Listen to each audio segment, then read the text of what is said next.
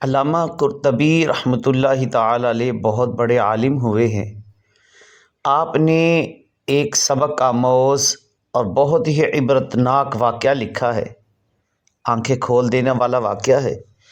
لکھتے ہیں پچھلی امتوں کی بات ہے، ایک شخص تھا، اس کے 2 بیٹے تھے، موت تو آنی ہی آنی ہے۔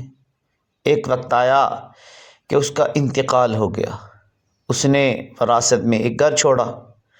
اب ہوتا تو عموماً یہی ہے کہ بنانے والا بنا کر چلا جاتا ہے، بعد والے وراثت کو لے کر لڑائیاں کرتے ہیں۔ خیر، اس شخص کے دونوں بیٹے اس گھر کو لے کر آپس میں لڑنے جھگڑنے لگے۔ جب ان کا آپس میں جھگڑا ہو رہا تھا، اللہ پاک نے اس گھر میں لگی ہوئی ایک اینٹ کو بولنے کی طاقت بخشی۔ اینٹ نے بول کر کہا، یا ھذان فیما تتنازعان، اے 2 بھائیو کس بارے میں جھگڑا کرتے ہو؟ مجھ سے میری کہانی سنو۔ میں ایک بادشاہ تھا، سال ہا سال میں حکومت کرتا رہا، پھر مجھے موت نے فنا کے گھاٹ اتار دیا۔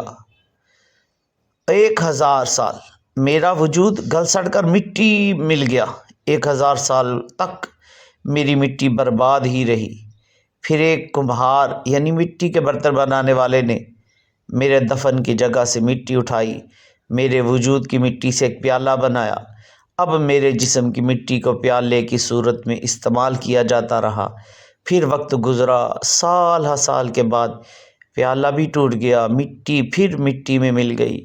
پھر ایک شخص نے اس مٹی سے اینٹ بنائی اور اس مکان میں لگا دیا گیا۔ جب انجام ایسا ہے، پھر کس بات پر جھگڑا کر رہے ہو؟ کہاں تخت خسرو، کہاں تاج کسریٰ، محل اقامت کا ان کے پتہ کیا؟ ملے خاک میں سینکڑوں مسندارا، نہ گورے سکندر نہ قبر دارا۔ مٹے نامیوں کے نشاں کیسے کیسے، زمیں کھا گئی نوجواں کیسے کیسے۔ جگہ جی لگانے کی دنیا نہیں ہے، یہ عبرت کی جا ہے تماشا نہیں ہے۔ صلو علی الحبیب صلی اللہ علی محمد صلی اللہ علیہ وآلہ وسلم۔